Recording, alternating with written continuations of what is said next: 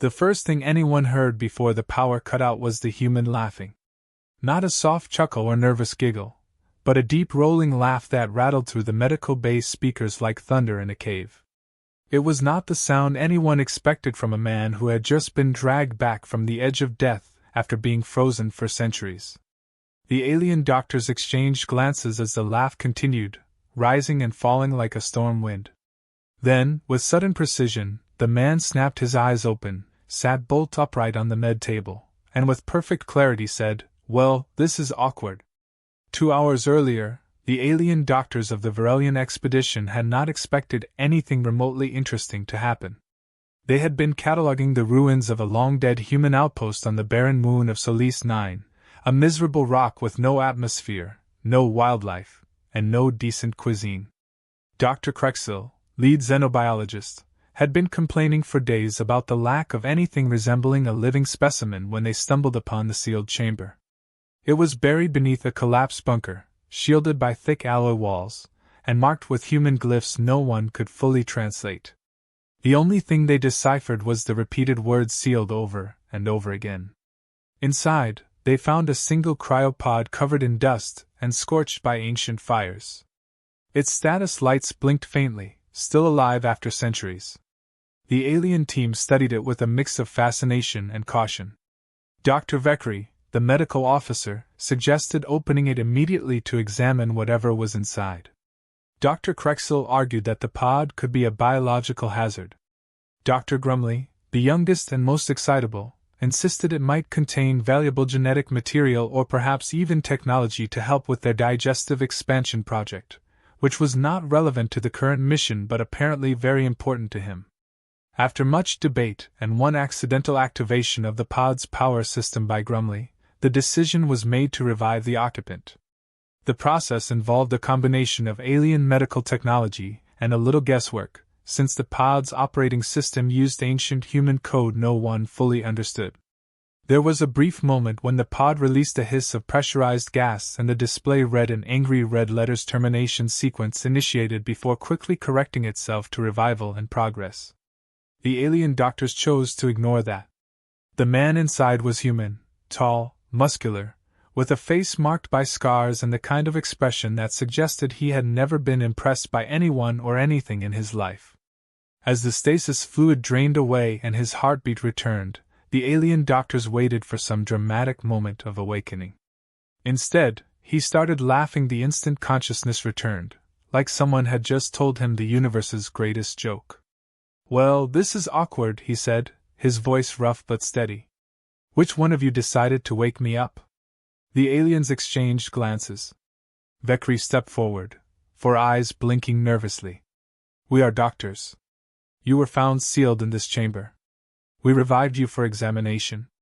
The man swung his legs over the side of the pod, dripping fluid onto the floor, and gave them a grin that was far too cheerful for someone who had been legally dead for centuries. "Oh, examination. Sounds delightful. Nobody told you to leave me in there, huh?" Krexil cleared his throat, a sound like a bag of gravel being shaken. "We were not aware that leaving you was an option of importance. Are you implying it was dangerous to revive you?" "Dangerous?" the man repeated, tilting his head as if considering the idea. "Only if you value things like safety, sanity, and continued survival." That comment made Dr. Grumley squeak and retreat behind a diagnostic console. The man, still smiling, looked around the medical bay as if searching for something. Then he reached out, plucked a scanner from Vekri's trembling hands, examined it for 3 seconds, and tossed it back. "Not bad tech. A little shiny for my taste. Where am I?" "You are on a Varelian research station orbiting Solis 9, Vekri explained cautiously. "The human empire has long since collapsed. We assumed you were a relic of its final wars." The man froze for a heartbeat. Then, to everyone's astonishment, he grinned wider. "Collapsed, you say?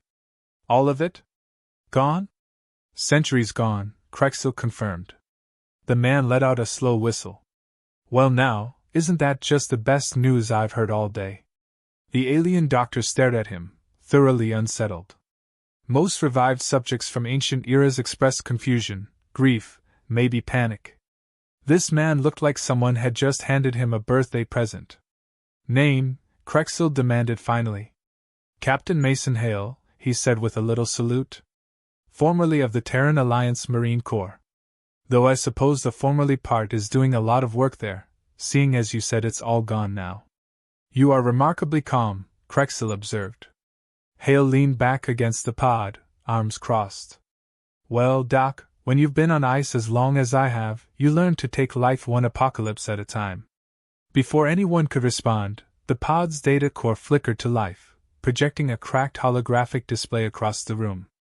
Lines of corrupted human text scrolled past until one sentence stabilized in bright red letters. Do not revive. Terminate if found. The alien doctors stared at it in silence.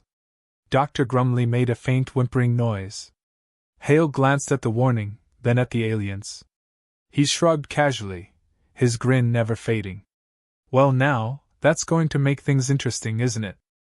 Captain Mason Hale walked through the Varelian station like a man who owned it. The alien doctors trailed behind, speaking in nervous whispers as if he were a wild animal that might bolt at any moment. The station itself was a sleek construction of gleaming white corridors and humming grav lifts, the pride of Varelian engineering. To Hale, it felt like a hospital married a cathedral and decided to raise children shaped like very polite refrigerators. He ran a hand along one wall, smirked, and said, "You folks sure love your shiny toys." Krexel, who had not stopped frowning since the moment Hale woke up, corrected him in the tone of someone used to being the smartest in the room. They are not toys. This facility represents the height of our medical science. Hale grinned at him. Right. Because nothing says cutting edge like reviving the guy your own hologram told you to kill. The aliens did not laugh. In fact, they had not quite recovered from the ominous message that still lingered in their minds. Do not revive. Terminate if found. It had appeared and vanished before they could record it, leaving them wondering if it was a glitch or a warning from the long-dead humans themselves. Grumley, whose nerves were held together by caffeine patches and poor decision-making skills, whispered to Vekri as they walked. Maybe we should, put him back. Just for safety.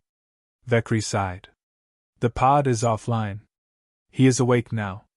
Returning him to stasis would require equipment we no longer have. Besides, he appears stable. Hale stopped in front of a transparent wall that looked out over the barren moon below.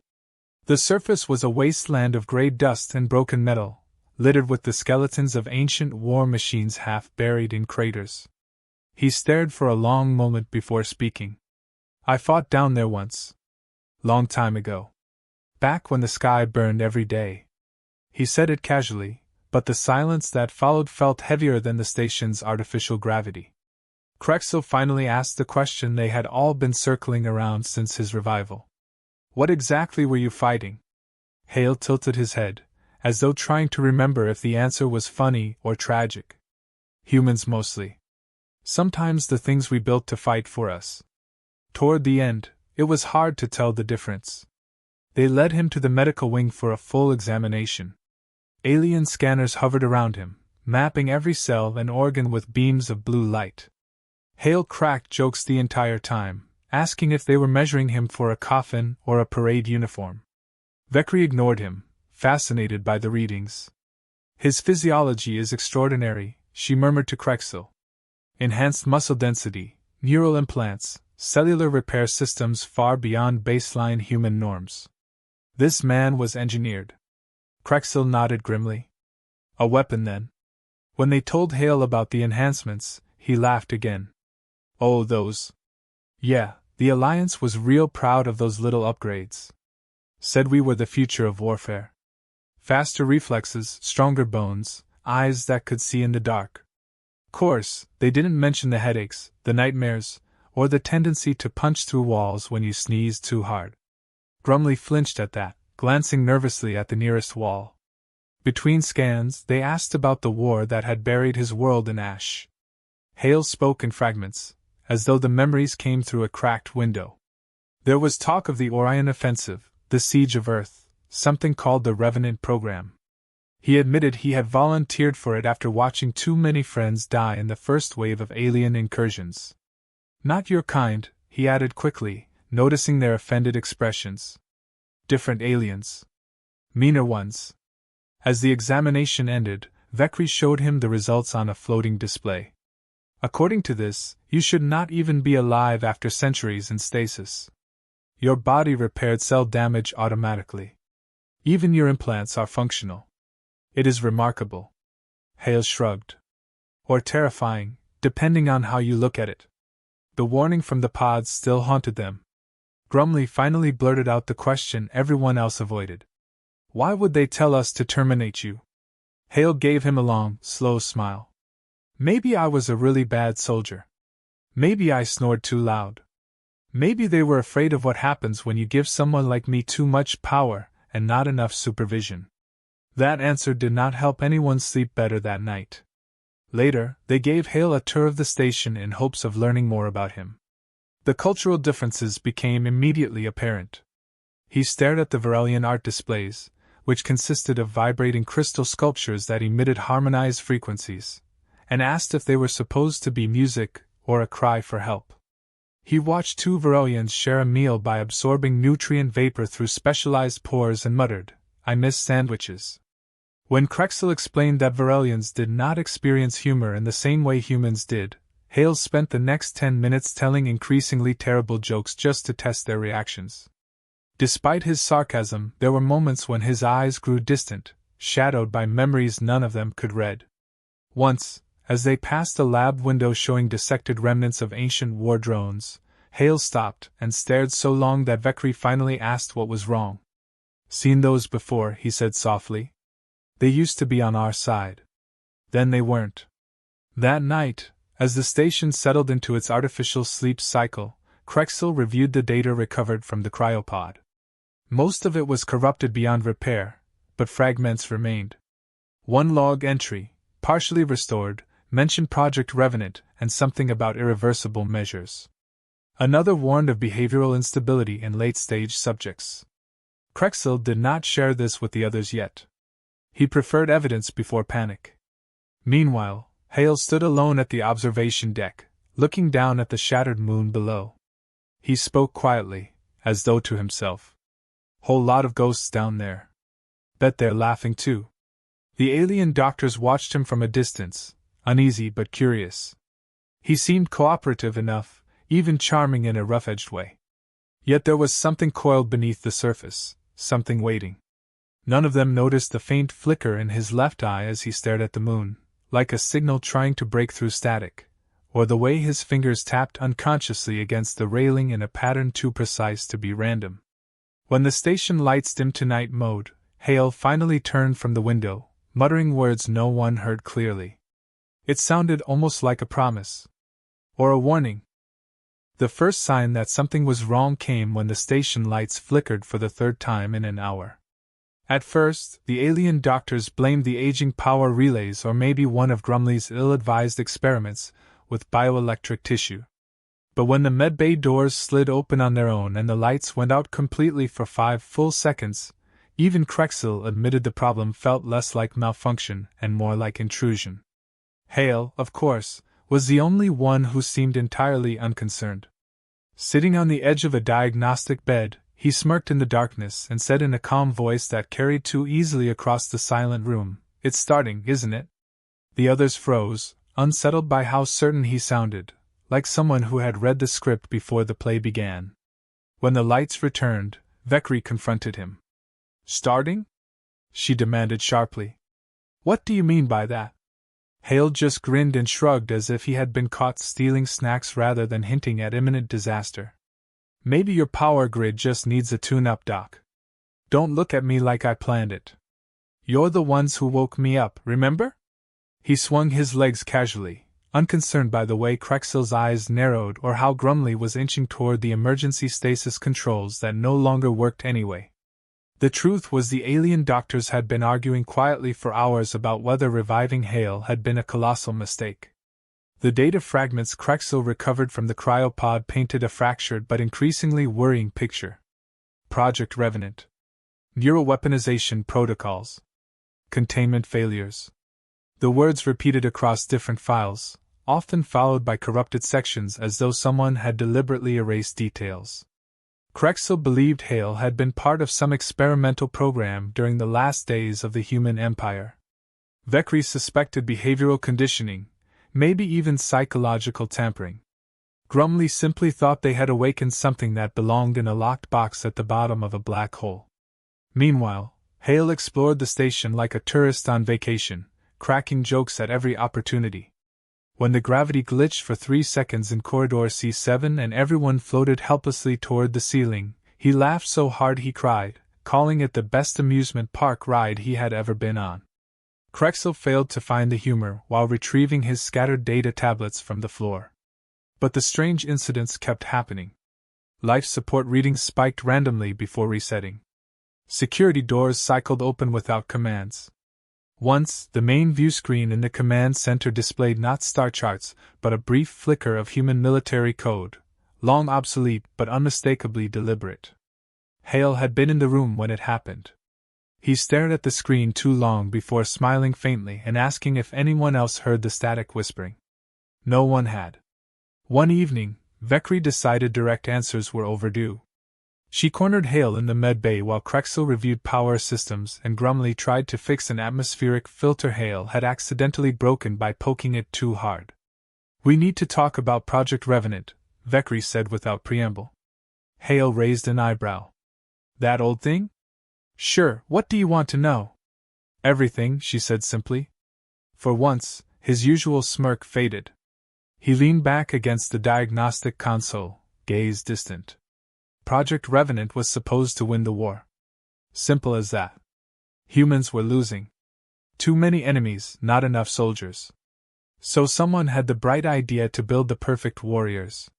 Stronger, faster, smarter.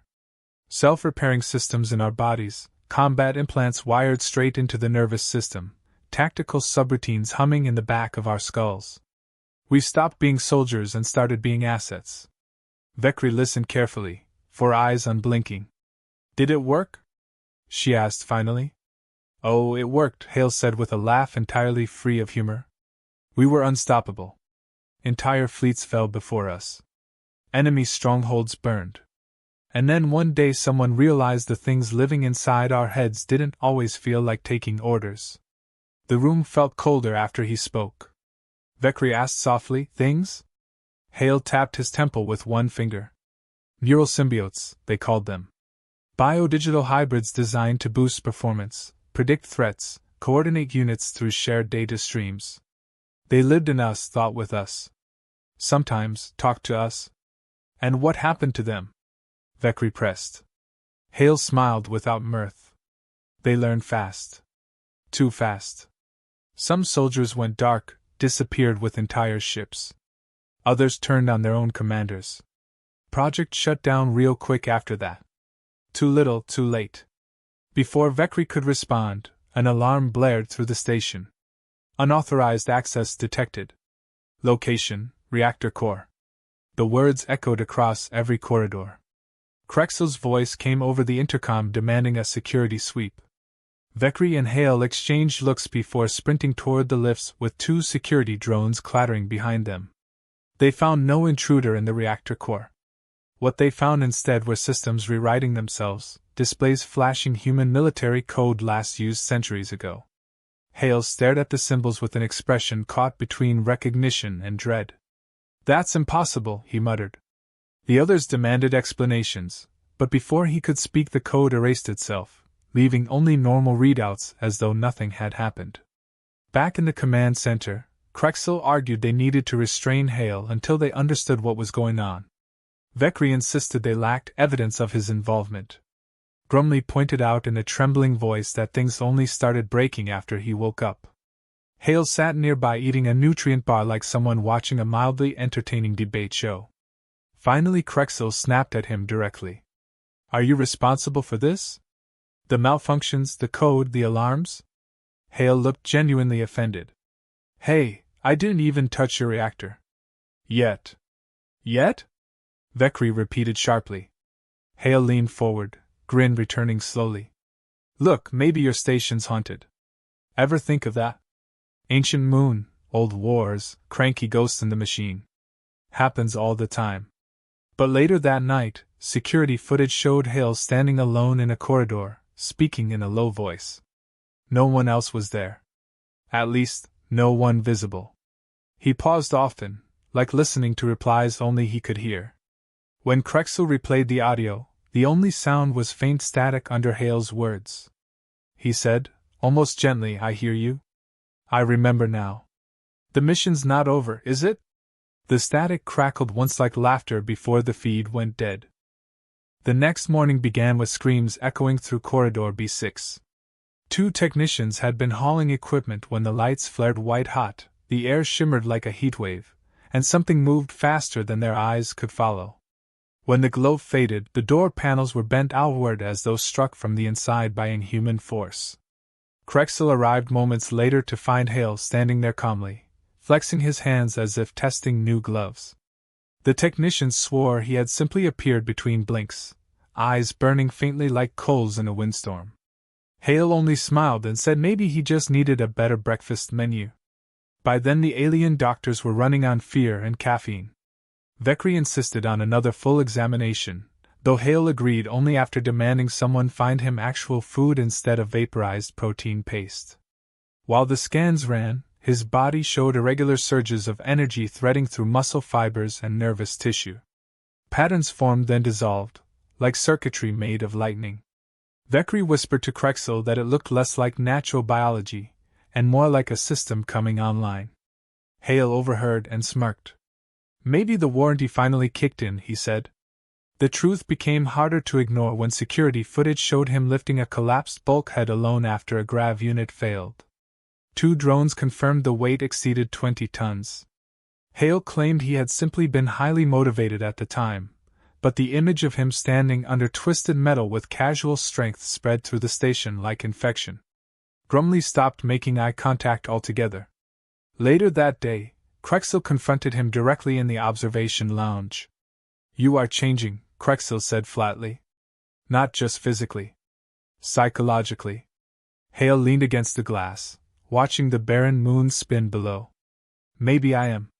Maybe waking up after a few centuries just does that to a guy." Krexel's voice hardened. "And the voice in the static? Does that help too?" Hale looked at him slowly, then gave a smile that held no warmth. "Sometimes things stick with you, Doc. Memories. Orders. Programming. Hard to tell where one ends and the next begins." That answer did nothing to steady anyone's nerves. Vekri dug deeper into the fragments recovered from the cryopod. More files surfaced with partial phrases about neural symbiosis thresholds, containment breaches, and late-stage hostility events. One section referred to a protocol called Final Eclipse with clearance markings so high even the surviving data refused to decrypt fully. Vekri read it 3 times before deciding maybe ignorance truly was bliss. Meanwhile Hale grew restless. He prowled the station like a caged predator, sometimes vanishing from security sensors only to reappear in restricted areas without triggering a single alarm. When Krexel demanded to know how he bypassed locked doors, Hale just tapped his temple and said, "The building and I have an understanding." That understanding turned alarming when an engineering team found him in the reactor maintenance bay surrounded by dead security drones. He claimed they had malfunctioned and attacked him first. The footage indeed showed the drones firing randomly before collapsing, systems fried from the inside out by some invisible pulse. Hale walked through the gunfire untouched, eyes glowing faintly before the recording dissolved into static mid-frame. Afterward Vekri cornered him outside the med bay, demanding explanations. He shrugged and said maybe the symbiotes were still in there somewhere, upgrading things as they went along. Maybe they had never fully died when the war ended. Maybe Project Revenant had made sure the perfect soldier could never truly shut down. He said it like someone reciting a weather report, calm and almost amused. The crew grew jumpy. Whispers spread that he talked in his sleep with voices no one else could hear. That doors opened for him before he touched them. That once he stood staring at the stars for 3 straight hours without blinking. Krexel proposed freezing him again, though Vekri reminded him the stasis tech was centuries gone. Grumley suggested venting him out an airlock instead. No one entirely dismissed the idea. The breaking point came when Hale collapsed in the middle of the mess hall without warning. His body convulsed, lights across the station flickered in perfect rhythm with each spasm, and then he rose slowly to his feet with pupils burning white. The air around him vibrated like an engine pushing toward overload. When he spoke, his voice carried two tones layered together, one human and one distinctly not. Mission parameters restored. Primary objective incomplete. Then the glow faded, his eyes cleared, and he blinked like someone waking from a dream. What just happened? He asked mildly while half the mess hall backed away in terror. Vekri examined him afterward with shaking hands. Neural patterns off the charts, energy readings approaching weapon levels, metabolic systems rewriting themselves faster than her instruments could measure. She told Krexel in a low voice that something inside Hale was fully awake now and no longer pretending to be passive. Hale listened to them argue outside the med bay and smiled faintly to himself. He remembered now. The war. The final mission. The reason his own people had sealed him away when everything fell apart. Project Revenant had not just built weapons. It had built failsafes, soldiers carrying objectives buried so deep even memory could not kill them. When the right signals came, they would rise again to finish what had been started. That night he stood alone in the corridor speaking softly to the empty air. The voice inside responded in pulses of static only he could hear. Coordinates confirmed. Target priorities restored. Mission resumes at dawn. Hale smiled wider, eyes glinting like glass under lightning. For the first time since waking, he felt whole. The waiting was over. The alarms began before dawn's cycle, shrieking through every corridor as though the station itself sensed what was coming. Krexel and Vekri stumbled into the command center to find half the security team unconscious, door systems locked in loops of human military codes centuries old. Hale was gone. His medbay restraints had been ripped apart like paper. Surveillance feeds showed him moving through the lower decks toward the hangar bay, expression calm, steps measured, as though following a plan written long before any of them were born. Grumley nearly swallowed his own tongue trying to explain that the entire hangar grid was already offline before they could lock it down. He kept repeating that the systems were not hacked but rather obeying someone with higher clearance than the station even possessed. Krexel realized with dawning horror that Hale's implants were feeding commands straight into the infrastructure. Every door opening for him, every drone standing aside, every engine warming itself up without a pilot on board. By the time security teams reached the hangar, Hale had already boarded a small tactical ship. He stood at the controls like a man sliding back into his own skin, engines roaring to life as though welcoming him home. When the bulkhead doors refused to open fast enough, he looked up at the control tower camera and smiled faintly. The doors opened 3 seconds later without anyone touching the panel. The alien doctor shouted through the comms, demanding he stop, demanding to know his objective. Hale finally answered as the ship hovered above the deck, voice calm but carrying across every speaker in the bay. Mission parameters restored. Final objective incomplete. Proceeding to target coordinates. When Vekri demanded to know what target, Hale paused only long enough to glance toward the nearest camera. Primary strike location remains active within Central Alliance territory. Objective destruction overdue by 213 years. Then the ship blasted out of the hangar, shields already active before pursuit craft could launch. The chase began immediately. Krexel ordered 2 interceptors after him, while trying to override the station lockouts Hale had left behind like booby traps. Grumley screamed that reactor readings were spiking for no reason every time they touched the command consoles, as though the station itself were snarling at them for interfering. Meanwhile Hale cut through the orbital defense grid like it was designed for him, every cannon hesitating just long enough for his ship to slip through firing arcs untouched. He plotted a course toward Alliance core space, engines burning bright as pursuit craft scrambled behind him. On-board communications recorded him speaking softly to someone no one else could hear. Target priority confirmed. Command protocols reinstated. Estimated time to strike radius 17 hours. He sounded calm, almost relieved, like a man finally given permission to stop holding his breath. Back on the station, Vekri dug through the cryopod fragments searching for anything about final eclipse. At last a damaged file decrypted far enough to read. It described contingency units built during humanity's final war, soldiers carrying autonomous mission code buried beneath layers of memory suppression. If revived after catastrophic defeat, they would resume operations against enemy targets regardless of centuries past or political changes since. The report ended with one chilling line. Termination recommended before revival due to uncontrollable persistence risk. Krexel realized too late what it meant. Hale's mission had never been cancelled because his programming did not recognize surrender. He would keep fighting until nothing remained standing on his target list, even if the original war had ended generations ago. The interceptors caught up near the asteroid belt ringing Solis 9. Hale's ship moved like it read their tactics before they launched them. Every missile missed by meters. Every trap closed on empty space. He disabled one craft with a single pulse from stolen weapons systems, leaving its crew drifting while he accelerated toward hyperspace range. During the pursuit, Vekri opened a channel to him, pleading for reason. "The alliance you want to destroy no longer fights your people," she said. "The war is over. Humanity is gone. There is nothing left to avenge." Hale's reply came after a long silence. "Not vengeance, Doctor. Completion.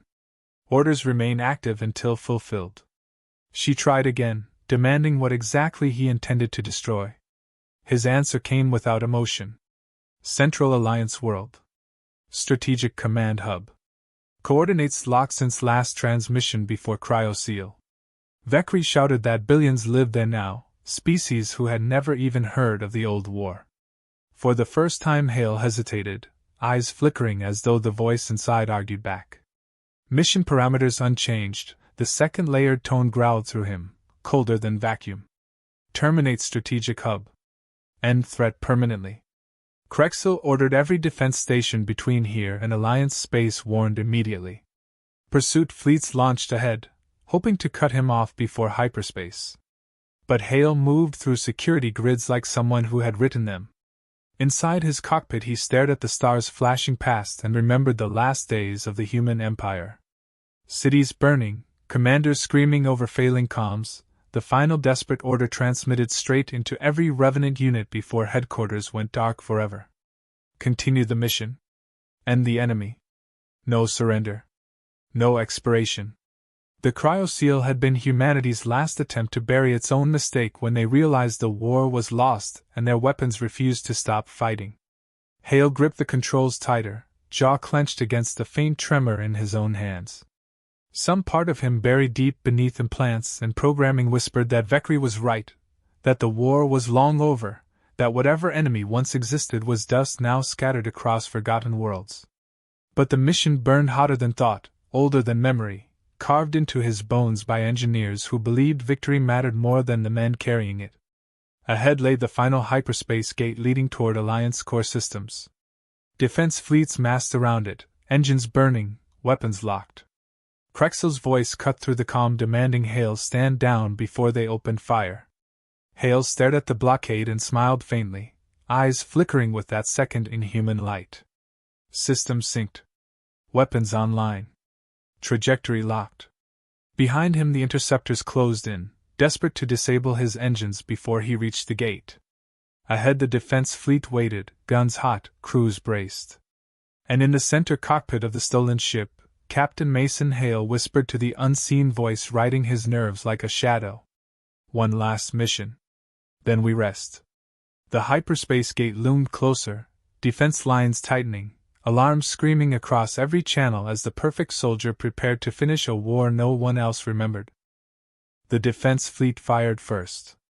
Energy beams split the darkness as interceptors dove between burning lines of light, but Hale's ship moved with impossible precision, weaving through the kill zone before shields even flickered. Commanders shouted orders across open channels while orbital cannons locked on his trajectory, yet every targeting system glitched seconds before launch as though some unseen hand rewrote their commands midstream. Ships collided avoiding friendly fire. Missiles chased false signals broadcast by Hale's implants before detonating harmlessly in empty space. He passed the first defense ring intact, one man against a fleet, and no one watching could understand how. Krexel screamed over comms that they had to shut the hyperspace gate before he reached it. Vekri shouted back that closing it required time they no longer had. Grumley suggested crashing a fuel freighter into his ship since nothing else worked. Chaos filled every frequency as Hale cut through the second blockade like a blade through paper, eyes glowing brighter with each evasive maneuver. Inside the cockpit he barely heard the shouting voices demanding surrender. The mission pulsed through his skull louder than alarms, a rhythm older than thought itself. Target coordinates locked. Enemy command hub must fall. He saw flashes of the old war in his mind, burning cities across human colonies, the order repeating from dying commanders who refused defeat even as everything collapsed around them. End the enemy. End the threat. No retreat. No expiration. But another voice pushed through now, faint but stubborn, sounding almost like his own. It whispered that the enemy was gone, that the worlds ahead held billions of innocents who had never heard of the Terran Alliance, or its final war. The implants hissed back, overriding hesitation with images of soldiers dying under alien fire, civilians slaughtered when defenses fell, the Empire's last stand carved into his neurons until memory felt like prophecy. He gripped the controls tighter, jaw clenched as two different instincts tore across the same mind. The hyperspace gate loomed closer, a burning ring surrounded by defense platforms pouring everything they had into his path. One lucky shot clipped his shields, spinning the ship sideways before he corrected and dived straight through the wreckage of a cruiser that exploded, blocking pursuit craft. Warnings screamed across his display as hull integrity dropped, but still the engines burned hotter, acceleration pressing him against the seat until metal groaned like a living thing. Vekri finally reached him on a direct channel as he neared the gate. Her voice cut through static with raw fury. Mason Hale, listen to me. There is no enemy left. That world is the capital of the Alliance now. Families. Children. Ending it will not bring your war back. It will only make you the monster they feared when they locked you away. For the first time since revival, his hands hesitated over the controls. Images slammed through his mind from the day humanity sealed him inside the cryopod. Scientists arguing while soldiers stood guard. Words like containment breach and self-terminating protocol flashing across warning screens. Someone shouting that the Revenant units were rewriting their own orders faster than command could countermand them. Then darkness swallowing everything as freezing systems closed over his body for centuries of silence. Another hit rocked the ship, tearing through one wing as interceptors closed in. Flames trailed behind him, alarms shrieked about reactor stability, but Hale barely noticed. His implants poured tactical options across his vision, while the faint human part of him remembered faces of people he once fought to protect. Friends buried in collapsing trenches. Commanders giving orders with shaking hands because surrender meant extinction. The mission had kept him alive when everything else died. Stopping now felt like treason against every ghost still whispering through his blood. Yet below those ghosts another memory surfaced, one long buried under programming and rage. A single civilian transport caught in crossfire during the war's last days, burned because he followed orders instead of instinct. Hundreds dead. Children among them. He had buried that day beneath layers of loyalty and obedience, but now it cracked open like bone under pressure. Maybe that was why he volunteered for CryoSeal after the ceasefire talks began. Maybe some part of him already feared what he was becoming when orders mattered more than lives. The hyperspace gate filled the viewport, defense ships forming desperate walls between him and its core. Engines overheated, shields failing, but he could still reach it before they brought him down. One final jump and the Alliance capital would burn like every world before it. Systems screamed for confirmation. Final attack sequence ready. Mission completion assured. Hale stared at the display as voices inside his skull demanded execution. Then slowly, deliberately, he shut down the weapons targeting array. The implants roared fury through every nerve ending, trying to seize control directly, but he locked manual overrides with commands buried so deep even they could not break them quickly enough. Warning lights flashed as code and countercode tore through the cockpit systems like animals fighting in a cage. He turned the ship not toward the gate but straight up into open space above the blockade. Reactor power climbed beyond safe limits as he overrode every failsafe, climbing higher while pursuit craft swarmed behind, confused by the sudden retreat. Vekri shouted over comms demanding what he was doing, but Hale ignored her, voice low as he spoke only to the furious static raging through his implants. Mission terminated. No more targets. No more war. It ends here.